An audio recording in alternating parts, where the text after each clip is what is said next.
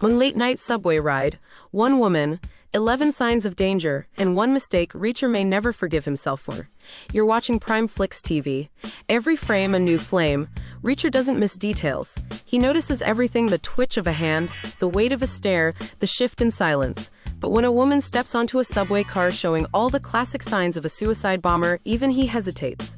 Before he can act, she pulls the trigger not on the crowd, but on herself.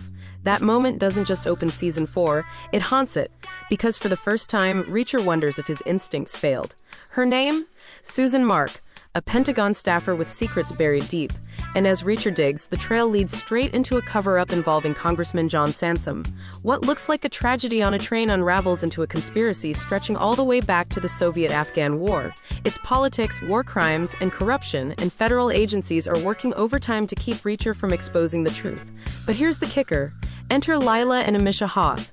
At first, they're survivors, painting themselves as voices for the voiceless. They're smart, convincing, and almost believable. But when the masks come off, they're not victims, they're killers. Ruthless terrorists who manipulated Susan and murdered her son. For once, Reacher isn't chasing shadows, he's being hunted by enemies who know how to play the long game. And Lila Hoth changes everything. This isn't the typical brute force villain. She's cunning, precise, and cold enough to turn every encounter into a chess match. By the time we reach the inevitable knife fight, it's not just strength versus strength, it's Reacher against a mirror of his own ruthlessness. Now, here's where book fans are buzzing. Gone Tomorrow, the novel this season adapts, was told in first person, meaning we're inside Reacher's head. If the series leans into that, this could be the first time we hear more of his inner thoughts, his doubts, his guilt, his split-second calculations. Imagine Reacher analyzing a room, not with silence, but with a voiceover that lets us into his methodical brain. That alone could shift the entire tone of the show. Filming hints also suggest a change in scenery, moving from New York to Philadelphia.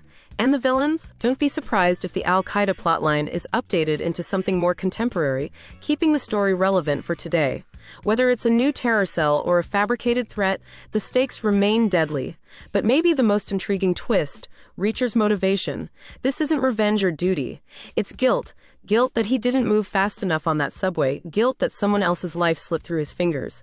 For the first time, he's not just fighting to stop bad guys, he's fighting himself. And that emotional edge could make season 4 the most haunting chapter we've ever seen. So here's the question when the dust clears. Will Reacher's instincts save the day, or will his guilt drive him to a place even he can't crawl back from? Either way, this season isn't just another case. It's a ghost story. A conspiracy that begins in silence and ends in blood. And Reacher, he's caught right in the middle. And before we wrap, let me leave you with this one subway, one choice, one mistake. In Reacher Season 4, the smallest detail could be the difference between redemption and ruin.